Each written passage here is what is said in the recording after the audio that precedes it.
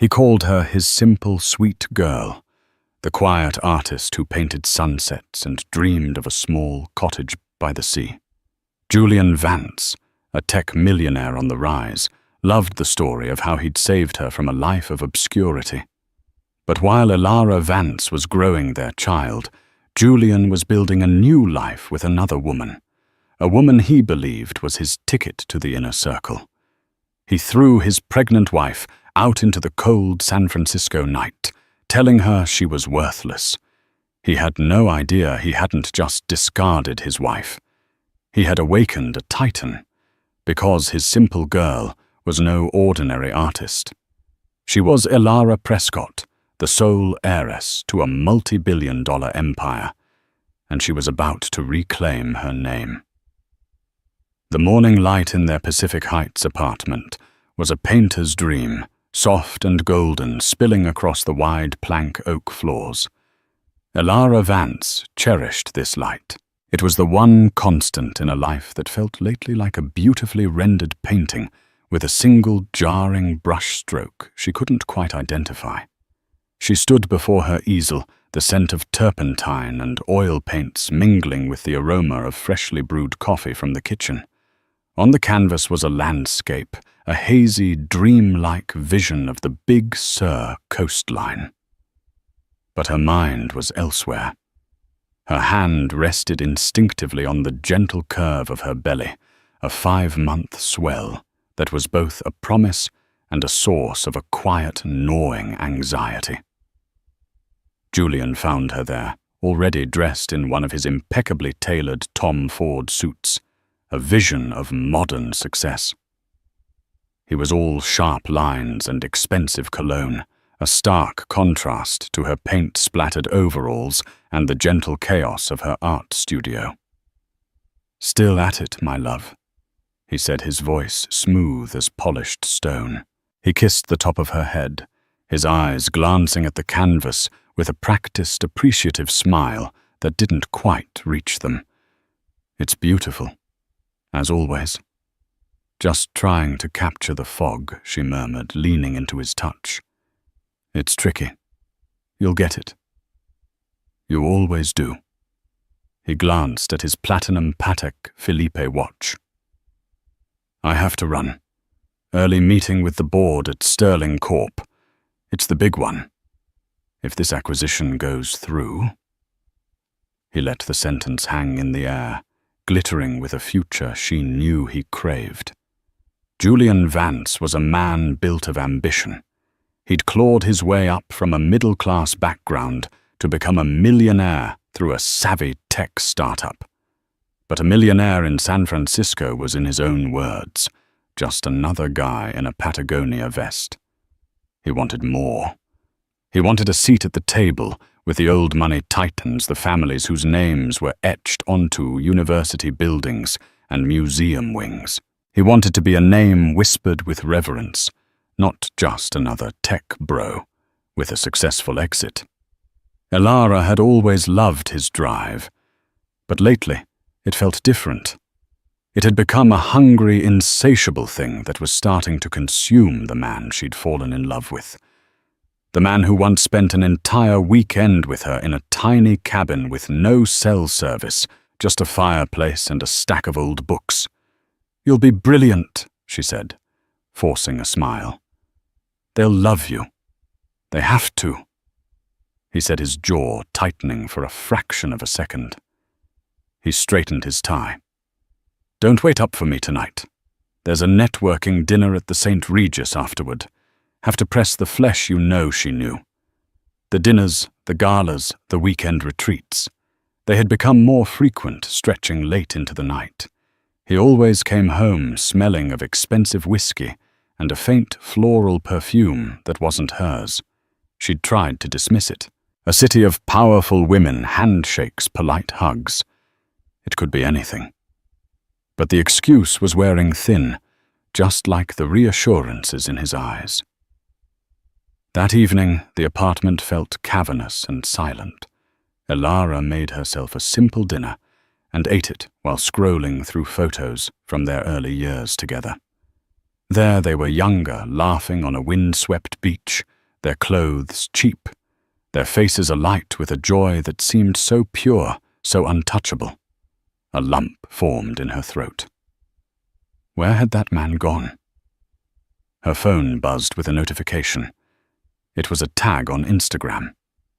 A friend, Chloe, had been at a gallery opening downtown. The photo was a candid group shot.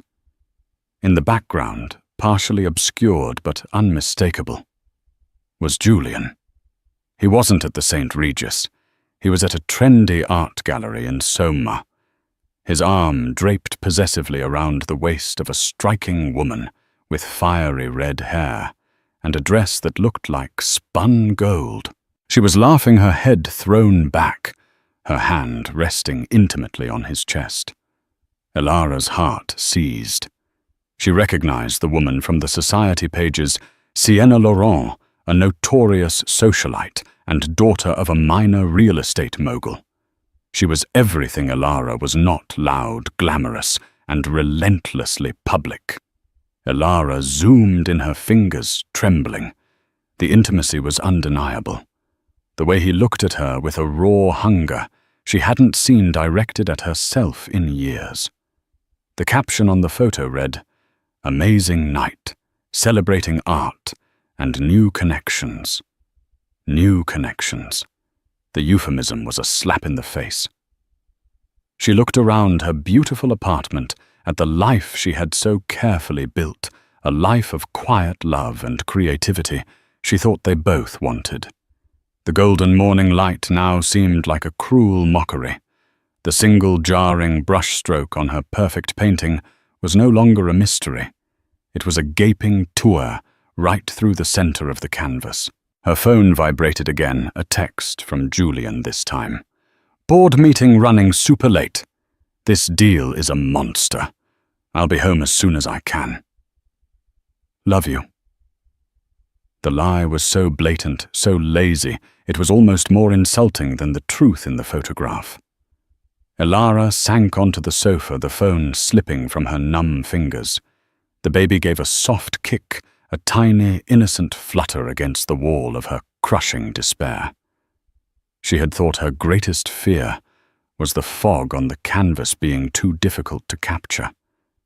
She was wrong. Her greatest fear was living inside a masterpiece of deceit, and the artist was the man she called her husband. The days that followed the discovery were a masterclass in self-torture. Elara became a detective in her own home, a ghost haunting the edges of her husband's life. She didn't confront him. Not yet. A cold, terrifying part of her wanted to know the full extent of the rot before she took a sledgehammer to the foundations. The evidence mounted with sickening speed. There were the credit card statements she found while looking for a misplaced bill. Receipts from Cartier for a diamond tennis bracelet she had never received. Dinners at Quince and Saison on nights he was supposedly working late. Hotel charges at the exclusive Post Ranch Inn in Big Sur. A place they had always dreamed of going together for their anniversary, booked for a weekend, he had claimed was a solo business trip to Seattle. The pain was a physical thing, a constant pressure behind her ribs. His phone, once a mundane object, became a venomous serpent on the nightstand. One night while he was in the shower, it buzzed incessantly. She picked it up, her heart hammering against her ribs. The screen was locked, but the notifications lit it up previews of messages from Sienna L. "Last night was incredible. Can't stop thinking about you. Did you see the new feature on me in SF Monthly? You know you love dating a celebrity. I told my father all about your new venture. He's very impressed. We should all have dinner." The last message was the key. This wasn't just a sordid affair. It was a transaction. Sienna wasn't just a mistress. She was an investment in the future Julian so desperately wanted. Her father, Charles Laurent, was a gatekeeper to the world of old money and established power. Julian wasn't just cheating on Elara. He was trading her in for a better model one, with the right connections and the right pedigree. He was using Sienna to climb, and Sienna was using him for the thrill and the proximity to new money, and they were two sides of the same tarnished coin. Elara felt a wave of nausea so profound she had to grip the edge of the dresser. He thought she was the one holding him back. Her quiet life, her lack of interest in the glitzy social scene, her contentment with love over status. He saw it all as a liability. The change in Julian was palpable. He grew more critical, his compliments acquiring a sharp, backhanded edge. "You know, Elara, you should really come to some of these events with me," he said one evening, loosening his tie. "You're a brilliant artist, but you hide your light under a bushel. You need to network to be seen." "I'm not a networker, Julian." "I'm a painter," she replied softly, the words tasting like ash. "And honestly, I'm not sure your crowd would know what to do with a pregnant woman in a paint-splattered shirt." He sighed, a gust of theatrical frustration. "That's what I mean. Your perspective is so small. This is our future I'm building. For us, for the baby. Don't you want to be a part of that?" Sienna Laurent was at the gala last night. Her father basically runs the real estate game in this city. She understands the importance of image, of being present. He had said her name. He had dropped her name into their conversation with such casual cruelty, testing the waters, daring her to react. Elara's blood ran cold. She kept her expression placid, a mask of gentle indifference she was becoming frighteningly good at wearing. "I'm sure she does," Elara said, turning back to the dishes in the sink, her knuckles white on the sponge. Her friends noticed the change too. Chloe, her closest confidant since art school, met her for lunch at a small cafe in Hayes Valley. "You're too pale, Elara," Chloe said, her brow furrowed with concern. "And you've barely touched your food. Is it Julian? Is that workaholic finally driving you insane?" Elara's composure crumbled. The whole sordid story spilled out. The photo, the texts, the credit card bills. Tears she hadn't allowed herself to shed streamed down her face, hot with betrayal and humiliation. Chloe listened, her expression hardening from sympathy to pure fury. "That absolute bastard," she hissed, her hand covering Elara's. "While you're at home pregnant with his child, I want to key his Tesla. No, I want to set it on fire." "What do I do, Chloe?" Elara whispered, her voice cracking. "Our whole life is a lie. This home, our future. It's all built on his ambition and my supposed simplicity." "His loss," Chloe said fiercely. "He has no idea who he's messing with. He sees a quiet painter. I see one of the strongest women I know. You need to decide what you want. Do you want to fight for him?" Elara looked out the window at the bustling street. "Fight for him. Fight for the man who saw her, their child and their life together, as an obstacle to his social climbing.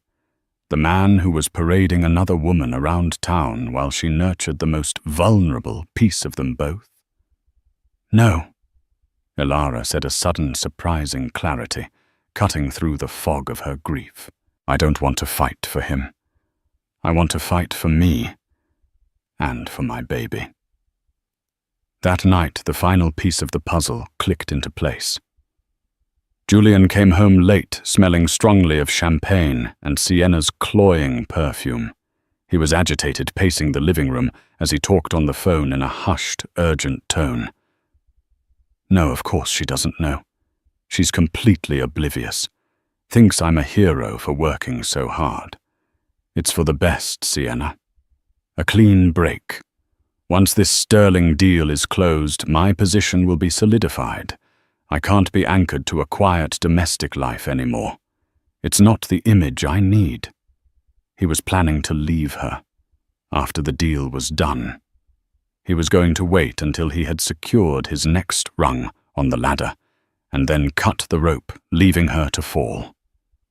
The coldness of it, the calculated cruelty, extinguished the last embers of love she had been clinging to. He didn't see an anchor. He saw a dead weight. Elara slipped back into the bedroom, her movements silent. She stood in the darkness, one hand on her belly, and made a decision. He wanted a clean break. He had no idea what kind of break was coming. He thought he was in control of the narrative, the director of his own ascent. He thought she was just a minor character, a part of his origin story he was about to write out of the script. But he had forgotten to read her character's full biography, and the next chapter was about to be a shock. The storm broke on a Tuesday. It was a day like any other, grey and drizzly, the kind of San Francisco day that seeped into your bones. Elara had spent the morning on the phone, making arrangements she never thought she would have to make her voice steady and low. A stark contrast to the maelstrom inside her. She felt a strange, chilling calm. The time for tears was over. Julian was working from home, a rare occurrence. He was on edge, constantly checking his phone, waiting for the final confirmation of the Sterling Corp acquisition. This deal was his magnum opus, the transaction that would elevate him from a common millionaire to a serious player. He was so consumed by it that he barely noticed the quiet determination in Elara's eyes, or the way she moved through their apartment, not as a resident, but as a visitor taking a final look around. She waited until late afternoon when the light began to fade. She walked into his home office, where he was hunched over his laptop. She didn't speak, just placed a small velvet Cartier box on his desk. It was the box for the tennis bracelet. She had found it tucked away in the back of his closet that morning. He looked up, startled. His eyes darted from her face to the box, and a flicker of panic crossed his features. "Elara, what's this? I believe it's for Sienna," she said, her voice devoid of emotion. "I wouldn't want her to think you'd forgotten about her. I also found the receipts for your romantic getaway to Big Sur. I hope you two enjoyed the view. We always wanted to go there." The blood drained from Julian's face. The charming, ambitious mask fell away, revealing something ugly and cornered beneath. What are you talking about?" "You've been going through my things." "I've been opening my eyes," she corrected him calmly. She slid a manila folder onto the desk next to the box. Inside were printouts, the Instagram photo, copies of the credit card statements with the incriminating charges circled in red, transcripts of the text messages from his phone she had photographed while he slept. It was a comprehensive, damning portfolio of his betrayal. He stared at it, speechless. For a moment, she saw a flash of what might have been shame. But it was fleeting, quickly replaced by a defensive rage. He stood up, knocking his chair back. "So what if I have?" He snarled, his voice rising. "What did you expect? Did you really think this was enough for me? This quiet little life? Painting your sad little pictures while I'm out there, trying to build an empire. I need a partner, Elara, not a hobbyist." The cruelty of his words was breathtaking. "A hobbyist," she repeated, her voice dangerously low. "I am carrying your child, Julian. Is that a hobby too? A part of the quiet little life you're so desperate to escape? Oh, don't you dare use the baby against me." He spat, his face contorted with fury. Maybe the baby is the whole problem. A trap. A way to keep me anchored to this mediocrity forever. Sienna understands me. She understands ambition. She isn't afraid of the world. She wants to conquer it with me. Each word was a physical blow.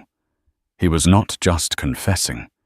He was eviscerating their entire life together. Everything she thought they had built. He was rewriting their history to cast her as the villain, the anchor holding back his magnificent ship. "I see," she said, her calm voice a stark contrast to his raving. "So this is it. This is who you really are." "Yes, this is who I am," he shouted, gesturing wildly around the apartment. "And I want this life back. I want my life back. I want you out. You want me out?" She asked, a humorless smile touching her lips. "Your pregnant wife. You want me to leave, yes? Now pack a bag and go. Go to your friend Chloe's. Go to a hotel, I don't care. I'll have your things sent to you. My lawyer will be in touch about the arrangements." He couldn't even say the word divorce. He waved a dismissive hand as if she were an annoying assistant he was firing. The finality of it, the utter lack of remorse, solidified something within her. The hurt was still there, a deep, cavernous wound. But surrounding it now was a wall of ice. She had given this man her heart, her body, her future. He had taken it all and deemed it worthless. "Fine," she said. The single word seemed to hang in the air, more powerful than all his shouting. She turned and walked to their bedroom, the one they had shared, and pulled a small, pre-packed duffel bag from the closet. It contained only the essentials. Toiletries, a change of clothes, a worn copy of her favorite book, and a small framed photo of her mother. She left behind everything he had ever bought her, the clothes, the jewelry, the life he had curated for her. When she walked back into the living room, he was on the phone, his back to her. "It's handled," he was saying, his voice low and triumphant. "She's leaving now. Yes, a clean break. We're free, Sienna." Elara walked past him without a word, her footsteps silent on the expensive rug. She opened the front door. The rain was coming down harder now, a relentless, cleansing torrent. She didn't look back. As she stepped out into the hallway, she heard him say one last thing into the phone, a final cutting remark meant for her to overhear. "Don't worry about her. She's a nobody. She has nothing. She'll be fine." The heavy door clicked shut behind her, a punctuation mark on the end of her life as Elara Vance. Standing in the dimly lit hallway, the sound of the San Francisco rain. Her only companion, she felt a profound sense of loss, but also something else, a flicker of liberation. He was right about one thing. Elara Vance was a nobody. She had nothing. But he was about to meet Elara Prescott. And she had everything. The first few hours were a blur of shock and cold, wet misery. Elara found herself walking aimlessly through the rain-slicked streets of Pacific Heights, the duffel bag a meager weight in her hand. The grand Victorian homes, once symbols of her shared life with Julian, now seemed to loom over her, their windows like judging eyes. Every laughing couple she passed, huddled under an umbrella, was a fresh stab of pain. He had called her a nobody. He had thrown her out, pregnant and alone, with the casual indifference of someone discarding old furniture. She couldn't go to Chloe. Not yet. She couldn't bear the thought of pity of her friend's righteous anger. She needed to be alone, to let the raw agony of the moment wash over her. She ended up at a cheap motel on Lombard Street, the kind with flickering neon signs and threadbare carpets. She paid in cash using the emergency $100 bill she kept tucked in her wallet. The room smelled of stale cigarettes and disinfectant. It was the absolute antithesis of her former life, and in a strange way that felt appropriate. She sat on the edge of the lumpy bed, the city lights painting shifting patterns on the grimy window. The adrenaline that had carried her through the confrontation faded, leaving behind a hollow, aching void. Sobs racked her body, raw and guttural sounds of a heart breaking. She cried for the man she had loved, for the baby, who would never know him as she once had, for the future that had been stolen from her. She cried until she was empty, until there were no tears left. In the depths of that despair, a new feeling began to surface. It wasn't hope, not yet. It was something harder, something forged in the fire of Julian's betrayal. It was resolve. He had underestimated her. He had looked at her quiet nature and mistaken it for weakness. He had seen her simple life and mistaken it for a lack of ambition. He had made the biggest mistake of his life. She had run away from her name and her family years ago, suffocated by the expectations and the gilded hoard of being a Prescott. She had craved a normal life, a love that was genuine and untainted by her fortune.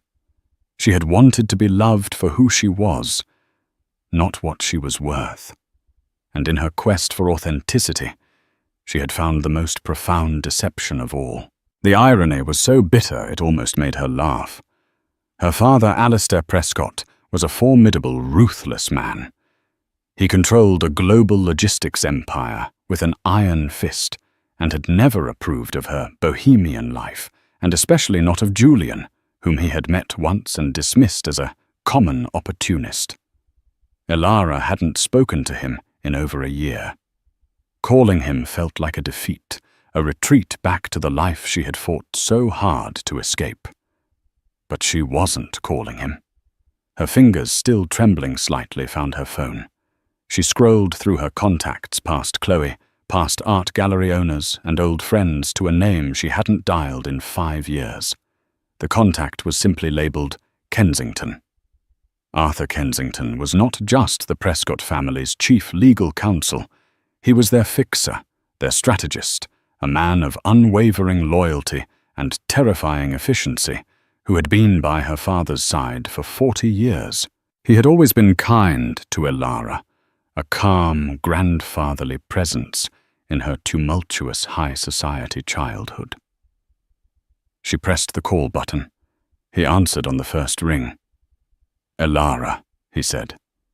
His voice was exactly as she remembered, calm, deep, and utterly unflappable. There was no surprise, no judgment, just a quiet acknowledgement. "Arthur," she said, her voice raspy from crying. "I need your help." She didn't need to explain everything. She simply said, "My marriage is over." Julian asked me to leave. I'm at a motel on Lombard Street. There was a brief pause on the other end of the line. Not of hesitation, but of processing. Of gears turning in a mind that moved with the precision of a Swiss watch. "Stay where you are," he said. Finally, his tone shifting from gentle concern to crisp command. "Do not answer the door for anyone. Do not contact Julian. A car will be there in 20 minutes. It will be a black Mercedes Maybach. The driver's name is Thomas. He will ask you if you are expecting a package from Sterling. You will say yes. Do you understand?" The mention of Sterling, the name of the corporation Julian was so desperate to conquer, was a deliberate, chilling touch. "Yes," she whispered. "I understand." "Good girl," Arthur said, the old term of endearment, a soothing balm on her raw nerves. "We'll take care of everything. It's time you came home." 20 minutes later, A sleek, impossibly black Maybach glided to a stop in front of her motel room, its quiet purr a stark contrast to the rattling neon sign above. A man in a dark suit. Thomas stepped out and knocked softly on her door. Through the peephole, she saw his stoic, professional face. "Are you expecting a package from Sterling?" he asked through the door. "Yes," she replied, her voice steady. He opened the door for her. As she stepped out of the dingy motel room and into the plush, leather-scented interior of the Maybach, it felt like crossing a threshold between two worlds. The world of Elara Vance, the betrayed wife, the discarded nobody, was behind her. As the car pulled away, silently navigating the wet streets, Thomas handed her a tablet from the front seat. "Mr. Kensington asked me to give you this, Ms. Prescott. It's a preliminary asset and background report on Julian Vance and Sienna Laurent. He thought you might want to be brought up to speed." Her name. Miss Prescott. The sound of it was both foreign and familiar. She looked at the tablet. On the screen was a detailed dossier, complete with financial records, business holdings and personal associations. Arthur's team had already compiled a complete picture of the man who thought she had nothing. A slow, cold smile touched Elara's lips for the first time that night. Julian wanted to build an empire.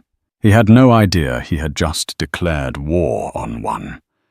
The phoenix was rising, and she was ready to burn his carefully constructed world to the ground.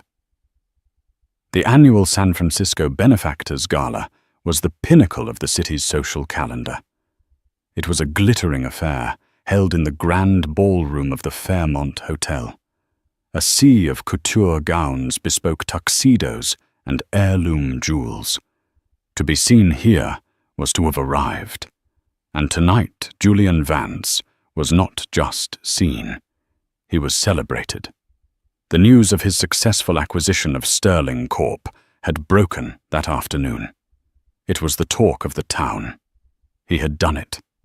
He had single-handedly orchestrated a hostile takeover of a legacy manufacturing firm, a move that would triple his net worth and catapult him into the financial stratosphere. He stood near the champagne fountain, a glass of Dom Perignon in his hand. Sienna Laurent clinging to his arm. She was radiant in a crimson gown, her laughter loud and triumphant. They were the city's new power couple. "I knew you could do it, darling." Sienna purred loud enough for those around them to hear. "You're a shark, Julian. A beautiful, brilliant shark." Julian's chest swelled with pride. This was everything he had ever wanted. The deference in people's eyes, the hushed whispers of admiration, the weight of a truly powerful woman on his arm. He scanned the room, a king surveying his court. He felt a brief, fleeting thought for Elara. He imagined her huddled in some cheap apartment, crying over her canvases. A necessary casualty, he told himself. A footnote in his biography.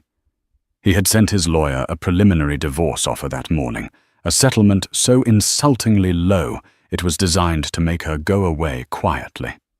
He hadn't heard back. He assumed she was too devastated to even respond. As the evening's host, a silver-haired philanthropist named Eleanor Vance. No relation, a fact that had always secretly annoyed, Julian took the stage to begin the speeches. The grand ballroom doors at the far end of the room swung open. A man stepped through, flanked by two others, in dark, impeccably tailored suits. He was in his late 60s, with a mane of silver hair, and a presence that commanded instant silence. He wore a simple dark suit, yet he radiated more power and authority than anyone else in the room. It was Arthur Kensington. A ripple of confusion and recognition went through the crowd. Arthur Kensington never attended social events. He was a creature of the boardroom and the courtroom, a legendary legal mind, who operated in the shadows on behalf of one of the world's most reclusive and powerful families. His presence here was an anomaly, an omen. Julian felt a prickle of unease. He recognized Kensington from financial journals. What was he doing here? Arthur Kensington walked calmly toward the stage, his footsteps echoing in the suddenly quiet room. He nodded respectfully to Eleanor Vance, who looked completely bewildered, and took the microphone. "Good evening." Arthur's voice boomed through the speakers, calm and resonant. "Forgive the intrusion. My name is Arthur Kensington. I am chief counsel for the Prescott family and Prescott Global." A collective gasp went through the ballroom. The Prescott name was legend. A dynasty shrouded in privacy, survivors, their wealth estimated to be in the tens of billions, their influence touching every corner of the globe. Julian's heart began to beat a little faster. He exchanged a confused look with Sienna. "I am here tonight on behalf of the family's sole heiress." Arthur continued, his eyes scanning the crowd until they landed with laser-like precision on Julian Vance, an heiress who for the past several years has chosen to live a quiet life here in San Francisco, seeking privacy and authenticity away from the burdens of her name. Many of you know her, though you did not know who she was. The tension in the room was thick enough to taste. Julian felt a cold dread begin to creep up his spine. It couldn't be. It was impossible. She has recently been the victim of a profound and cruel betrayal. Arthur said, his voice hardening slightly, and has therefore decided it is time to reclaim her identity. We are here tonight to announce the launch of a new philanthropic venture, the Elara Foundation, dedicated to supporting emerging artists and single mothers. The foundation will be seeded with an initial endowment of $500 million. The amount was staggering. Jaws dropped. $500 million. That was more than Julian's entire net worth, even after the Sterling deal. Arthur paused for dramatic effect. The foundation, of course, is named for its founder and chairwoman, the woman you all knew as Elara Vance, but whom the world will now know again by her birth name, Elara Prescott. The name hit the room like a thunderclap. Every head in the ballroom swiveled in unison to stare at Julian. His face was a mask of pure, unadulterated shock. His skin was ashen, his mouth slightly agape. The Dom Perignon glass slipped from his numb fingers and shattered on the marble floor. Sienna Laurent took a half-step back from him, her eyes wide with horrified realization. The man she had attached herself to, the man she thought was her ticket to the next level, was not a shark. He was a fool who had just thrown away the Hope diamond because he thought it was a piece of glass. She looked at Julian with a new expression, utter contempt. Julian's mind was reeling. Elara. His quiet, simple Elara. A Prescott, the shy artist who wore second-hand clothes and drove a 10-year-old Subaru, was the heiress to one of the largest fortunes on the planet.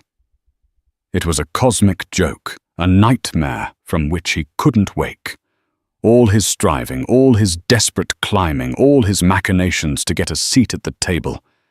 And he had been married to the woman who owned the table all along. He remembered his last words to her. "She's a nobody. She has nothing." The memory burned through him with the force of a physical acid. Arthur Kensington's gaze was still locked on him. "Mr. Vance," he said, his voice now laced with ice, "I believe you have some legal correspondence from my office that has gone unanswered. I would advise you to read it very carefully. Ms. Prescott wishes you well in your future endeavors, whatever they may be." With a final dismissive nod, Arthur stepped down from the stage and walked out of the ballroom as quietly as he had entered. He left behind a scene of social carnage. Julian Vance stood alone in a circle of silence, the shattered glass at his feet, a perfect metaphor for his life. The whispers started immediately, a wave of rumor and schadenfreude that crashed over him. His triumph had turned to public humiliation in the space of 2 minutes. He was no longer the brilliant shark. He was the biggest idiot in San Francisco history. And his reckoning had only just begun. The fallout was not a storm. It was a quiet, systematic demolition. Julian had expected shouting lawsuits, a messy public divorce. What he got was far worse. It was the silent, invisible hand of the Prescott Empire dismantling his life piece by piece with chilling precision. The day after the gala, the Sterling Corp deal, his crowning achievement, collapsed. The financing from the primary investment bank was inexplicably pulled. The official reason given was a sudden and unforeseen reassessment of market risk. The unofficial reason was a single 5-minute phone call from Arthur Kensington to the bank's CEO, a man who sat on 2 charity boards, chaired by Alastair Prescott. Julian's own company, Vance Innovations, began to hemorrhage. Key clients suddenly terminated their contracts, citing vague strategic realignments. His top engineers were poached by a rival firm, with offers so astronomically high he couldn't possibly match them. His board of directors, men who had clapped him on the back just days before, now refused to take his calls. He was an outcast, a pariah. The Prescott name was a spectre haunting his every move. No one wanted to do business with the man who had publicly humiliated the Prescott heiress. Sienna Laurent was the first to abandon the sinking ship. She met him for coffee at a place where they were sure to be seen, her expression cold and clinical. "This is over, Julian," she said, not even bothering to sit down. "My father is furious. Do you have any idea how this makes me look? How it makes my family look? I attached my name to yours, and you turned out to be a fraud." "A fraud," he sputtered, incredulous. "I'm the same man I was last week." "No, you're not," she said with a dismissive flick of her wrist. "Last week you were a brilliant up-and-comer. Today you're a cautionary tale. You had the entire world in your hands, and you threw it away for a cheap thrill. You're toxic. I can't be associated with you." She turned and walked away without a backward glance, leaving him to pay the bill. His life became a series of closed doors. His membership at the Olympic Club was under review. His reservations at his favorite restaurants were mysteriously lost. He was a ghost in a city that had once adored him. The Pacific Heights apartment, the symbol of his success, now felt like a prison.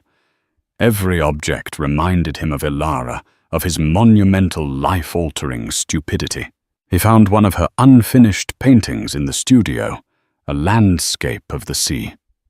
He realized now she wasn't painting a simple cottage.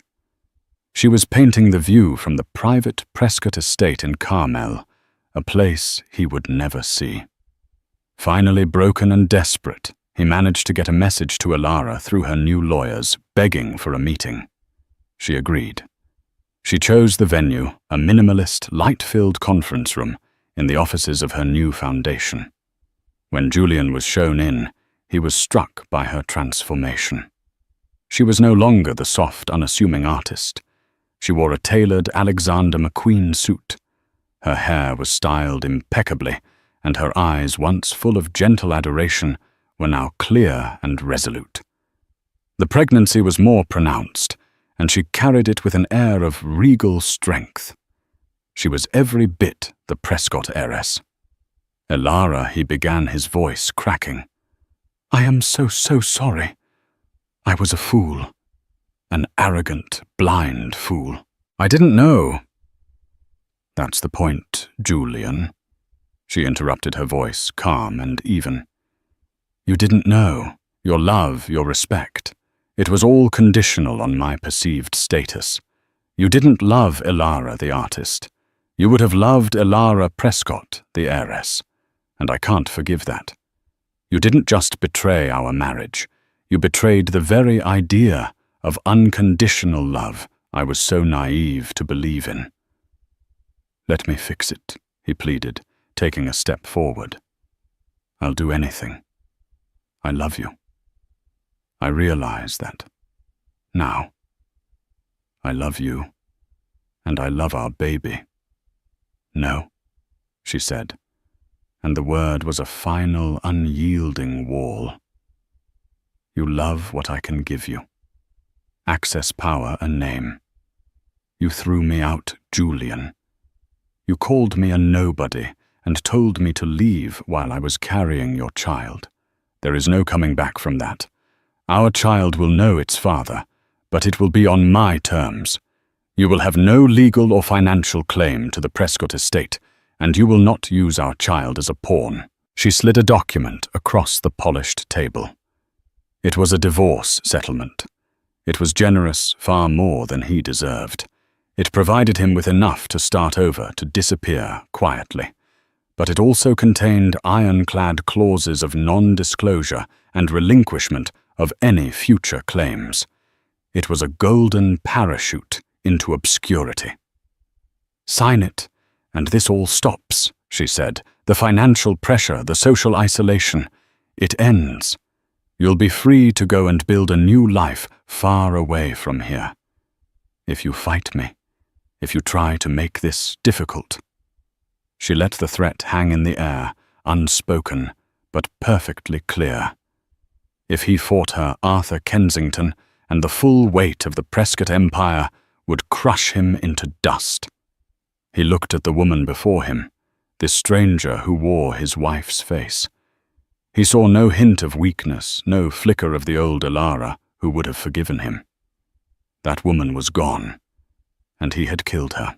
With a trembling hand, Julian Vance, the man who had wanted to conquer the world, picked up the pen and signed his surrender. 1 year later, the fog over the Golden Gate Bridge was a soft, diffusing blanket just beginning to yield to the insistent warmth of the late morning sun. From her office on the top floor of the Prescott Foundation building, Elara had a panoramic view of this transformation, a daily metaphor she had come to appreciate. She could see the city awakening, the bay sparkling with nascent light, the entire landscape of a life she had painstakingly built from the rubble of her old one. The office was a testament to her new identity.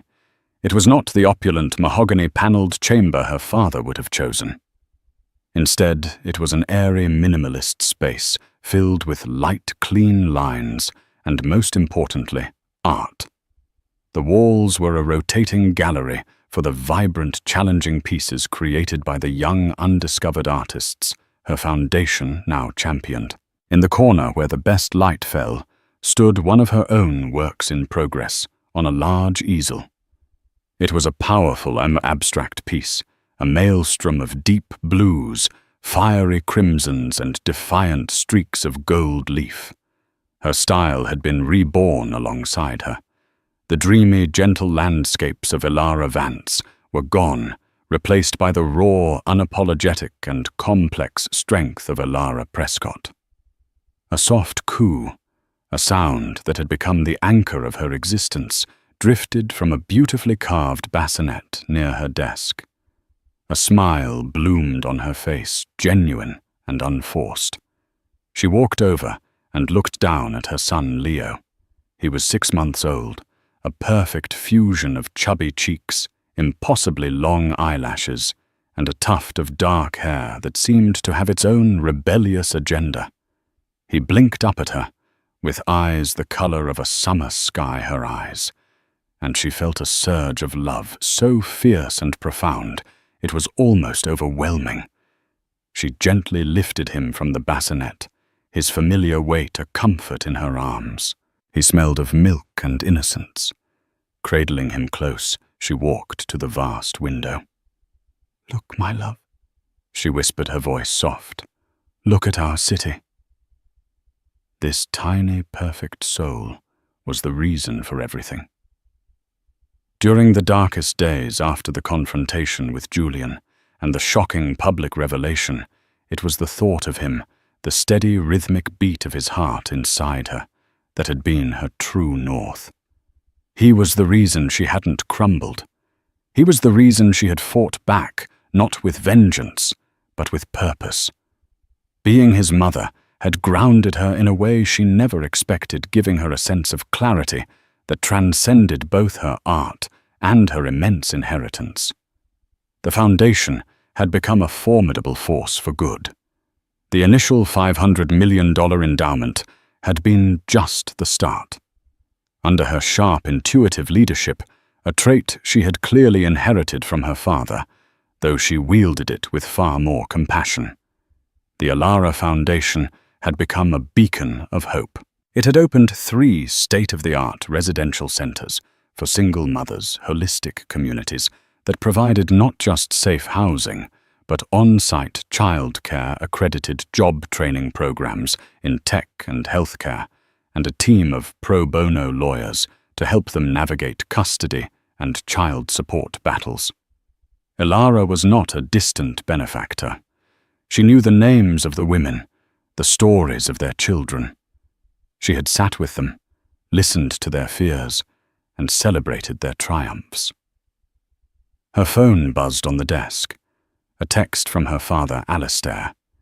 It was a link to a Wall Street Journal article detailing the Foundation's disruptive and highly successful model of philanthropy.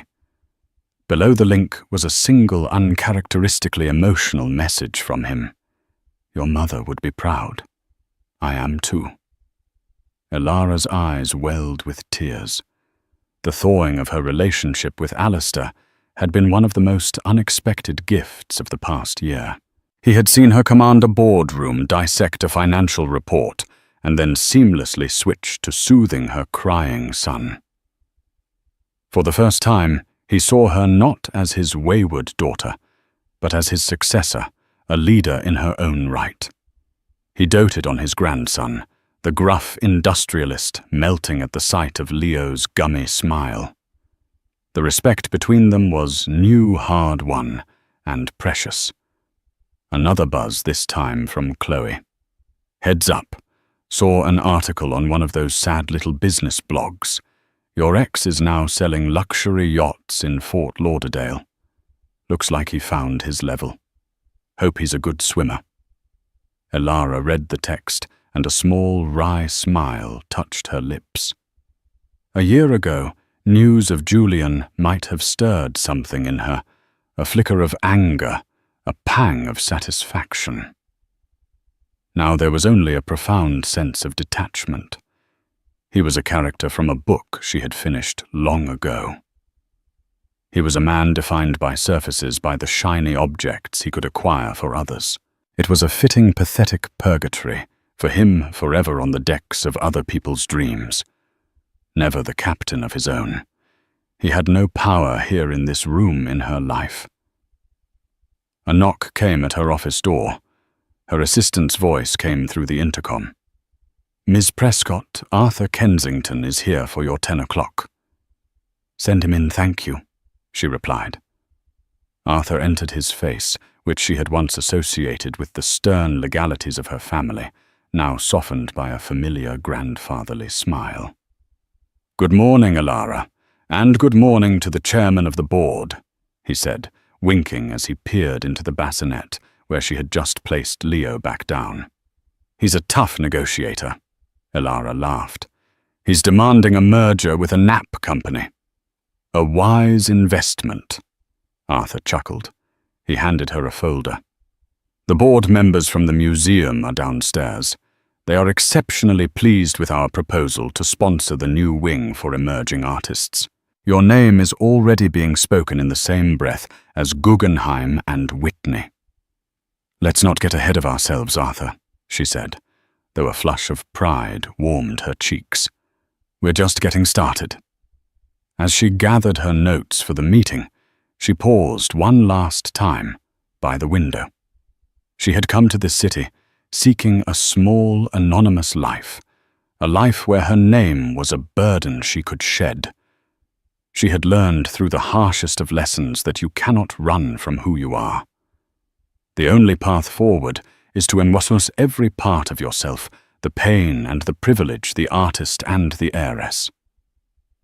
Julian had thought he was destroying her by taking away the simple life she cherished. He couldn't have been more wrong. He had merely shattered the beautiful, fragile cage she had built for herself. He had forced her out into the open, compelling her to face the power she had always possessed, but had been too afraid to wield. She looked at Leo, her beautiful son, her true legacy. Her life's work would not be defined by the Prescott name or the billions in the bank. It would be defined by him and by the world she was trying to shape in his name, a world that was a little kinder, a little fairer, and a lot more beautiful. The fog had lifted not just over the city, but within her soul. The view was at last perfectly clear. And that's the story of how Elara Prescott's world fell apart, only to be rebuilt stronger and more magnificent than ever before. It's a raw, powerful reminder that sometimes the deepest betrayals can lead to the most profound self-discoveries. Julian Vance saw weakness where there was quiet strength, and his ignorance cost him everything. Elara left with nothing remembered. She had everything, and used it not for revenge, but for renewal. Her story isn't just about the stunning revelation of a secret identity. It's about a woman reclaiming her power, her name and her narrative, and building a legacy of compassion for her child. What did you think of Julian's ultimate fate? Was it justice? Let me know your thoughts in the comments below. If this story resonated with you, please hit that like button. Share it with someone who loves a story of strength and resilience, and make sure you subscribe for more incredible real-life dramas. Your support means the world. Thank you for listening.